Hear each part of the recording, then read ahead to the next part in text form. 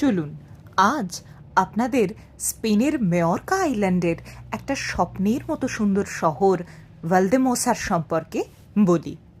আমরা তো গাড়ি চালাতে সেরকম পাকাপোক্ত নই, তাই স্পেনের পালমা থেকে আমরা পাবলিক ট্রান্সপোর্টে টিপস বাসে চড়েই পৌঁছে গেলাম ভালদেমোসাতে।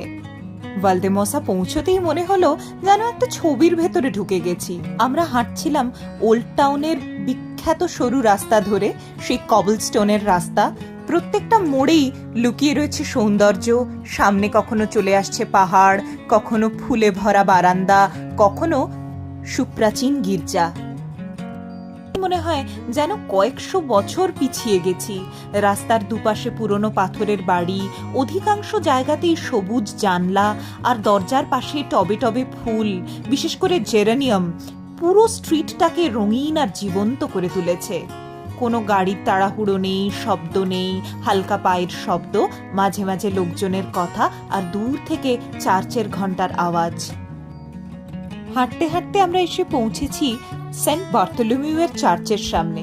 দেখুন কি সুন্দর সূক্ষ্ম ডিজাইন, আর ভেতরটা একটা শান্ত গভীর আবহ। নরম আলো, পাথরের দেওয়াল, অলংকৃত বেদি, সব মিলিয়ে একটা প্রশান্তি অনুভব হয়। হয়তো তেমন আড়ম্বর জাঁকজমক নেই, কিন্তু সরলতার মধ্যেই একটা গভীর সৌন্দর্য লুকিয়ে রয়েছে। গির্জার সামনে যে ছোট্ট স্কোয়ারটা, সেখানে অনেক লোক, অনেক পর্যটক বসে গল্প করেন, ছবি তোলেন। চারপাশের পাহাড়ি গ্রাম্য পরিবেশ, সব মিলিয়ে পোস্টকার্ড পারফেক্ট। ভালদেমোসা এসে কোকা ডে পাটাটা না খেলে কিন্তু ট্রিপটা একেবারে অসম্পূর্ণ থেকে যায়। এটা একটা নরম বানের মতন, কিন্তু এর বিশেষত্ব হলো এটা তৈরি করা হয় আলু দিয়ে। সফট, ফ্লাফি আর হালকা মিষ্টি একটা খাবার। ওপরে কিছুটা পাউডার সুগার ছড়ানো থাকে। এরকমই আরেকটা ফেমাস খাবার হলো এনসাইমাদা।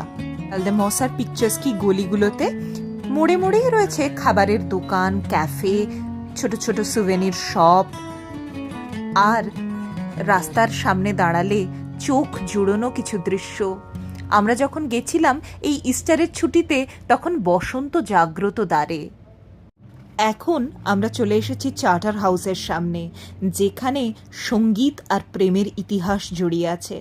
1838-এর শীতে প্রেমিকার সাথে এখানে এসেছিলেন বিখ্যাত সুরকার ফ্রেডরিক চপিন বা শপান। এখানেই তিনি বানিয়েছিলেন কিছু কালোজয়ী সুর। কেমন লাগলো ভালদেমোসার গল্প জানাতে ভুলবেন না। দেখা হচ্ছে পরের ডেস্টিনেশনে।